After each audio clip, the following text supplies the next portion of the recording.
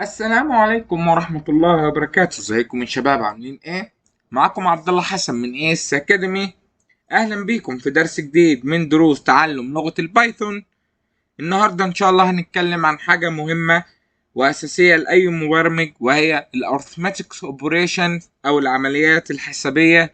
ودي من ابسط الحاجات اللي احنا ممكن نتعلمها بلغة البايثون.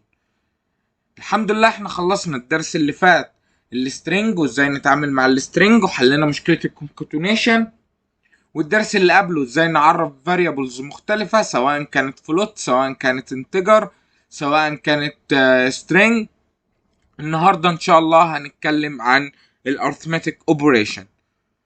طيب هي ايه العمليات الحسابية اللي انا ممكن اعملها بلغة البايثون؟ زي العمليات اللي احنا اتعلمناها في الرياضة، اللي هي عمليات الجمع، الضرب، الطرح، القسمة، وبعض الحاجات الزيادة اللي هنتعرفها مع بعض. طيب بعض العمليات الأساسية اللي أنا ممكن أعملها بلغة البايثون وهي عمليات الجمع. زي لو أنا عايز أجمع رقمين هقول له print وافتح القوس بتاعي وأقفله، وهقول له 5+7 وأقول له run، هيديها لي 12. طيب أنا عايز أعمل طرح فهقول له print وافتح القوس واقفله، وهقول له 10 ماينس 3 وهقول له run. طيب انا عايز اعمل عملية الضرب فهقول له print وهقول له 10 ضرب 2. وناخد بالنا ان عملية الضرب في لغة البايثون بيرمز لها بالنجمة، وهقول له run هيديني 20. تمام كده وكويس لحد كده. طيب نيجي لو انا عايز اقسم رقمين فهقول له print وهقول له 10 قسمة 2 وهقول له run. وناخد بالنا في البايثون دايما في القسمة بيرجع لي عدد ديسيمال، يعني حتى لو الناتج عندي رقم صحيح لازم يرجحولي ديسيمال لو انا عملت العملية دي. طيب لو انا عايز بقى اطلع العدد الصحيح بس فهقول له print وافتح القوس بتاعي وهقول له 10 ونفس العلامة اللي احنا استخدمناها بس هنستخدم 2 واحط 2 كده رجع لي عدد انتجر. طيب انا لو عايز اجيب باقي الاسم عندي فهقول له print وافتح القوس بتاعي وهقول له 10 على 3. فهو باقي الاسم هنا المفترض يجيبها لي كام؟ باقي اسمة 10 على 3 هي 1.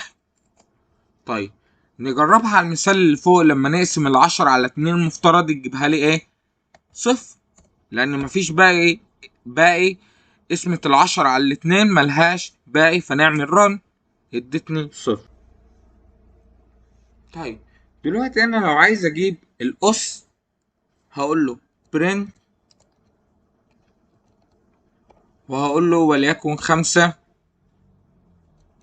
أس 2 فيطلع لي الناتج كام؟ 25. طيب عايز اجيب أس لرقم تاني فهقول له print وليكن 2 أس 3. فاحنا بنرمز لرمز الأس اللي هي نجمتين. تمام ونعمل رن.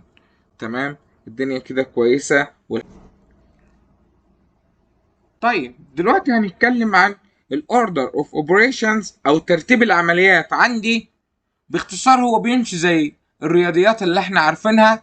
في البداية انا بفتح الاقواس اللي عندي، بعد كده باجي بشوف لو عندي اسس ولا لا وبعملها، بعد كده بعمل عمليات الضرب والقسمة بالترتيب، بعد كده بعمل عمليات الجمع والطرح. طيب نشوف الكلام ده عملي معانا. فانا لو قلت له print قلت له 2+3 مضروبة في 4. طيب في البداية أنا هبص كده، أنا عندي أقواس؟ لأ. عندي أسس؟ لأ. عندي عمليات ضرب وطرح، عمليات ضرب وقسمة. فهقول له 4 في 3 بتساوي كام؟ 12 زائد الاتنين تساوي 14. طيب نيجي لمثال تاني، هقول له برنت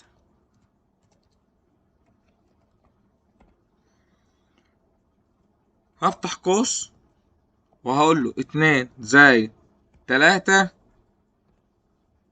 مضروبة في 4.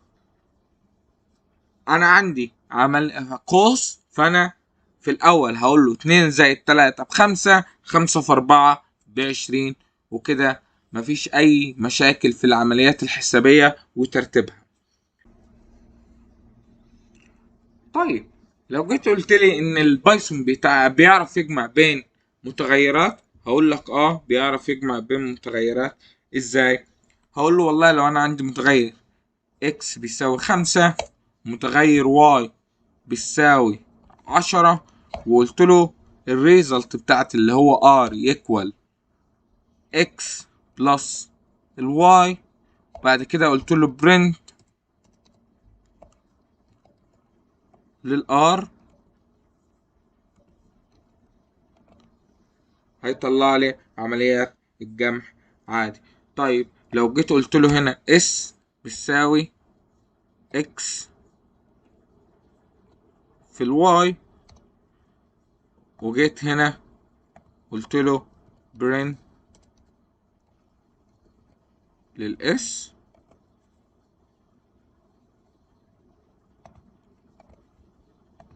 عشان انا ما رنتش السلاية اللي فوق، فدلوقتي رنتها، لان انا لما ما رنتش السل اللي فوق فقيمة اس دي ما اتعرفتش عندي، فانا لما عملت لها رن فبدأ اعرف عندي الرام اللي انا متخزن عندي قيمة اسمها اس بيساوي اكس في واي. طيب نعمل مثال صغير كده على اللي احنا خدناه. لو انا قلت له ان نمبر 1 equal 10، وجيت قلت له نمبر 2 equal 7، وجيت قلت له الريزلت equal number 1 plus number 2، وجيت قايل له print، وجيت هنا قلت له الريزلت of additional equal، وجيت هنا عملت وجيت كاتب الريزلت، وجيت قلت run. كده انت عندك مشروع. وبكده نكون خلصنا الدرس بتاعنا النهاردة. ان شاء الله نكون فهمنا الاساسيات بتاعة العمليات الحسابية في البايثون، زي الجمع والطرح والضرب والقسمة والقسمة الصحيحة، وازاي نعمل باقي قسمة، وازاي نعمل الأس. جرب بنفسك تكتب أمثلة بإيدك وعدل الأرقام وشوف الناتج، زي المشروع الأخيراني اللي احنا عملناه، اللي هو بدل ما نعمل عملية أديشن ممكن نعمل عملية ضرب، ممكن نعمل قسمة. لو الفيديو عجبك ما تنساش تعمل لنا لايك واشتراك في القناة وتفعل زر الجرس عشان يوصلك كل جديد. واشوفكم في الدرس الجاي ان شاء الله. هنتكلم عن حاجة اللي انا بدل ما اخلي المتغير هو، بدل ما انا اللي اعرف المتغير، لا انا هخلي اليوزر هو اللي يحط لي المتغير. اشوفكم في الدرس الجاي، والسلام عليكم ورحمة الله وبركاته.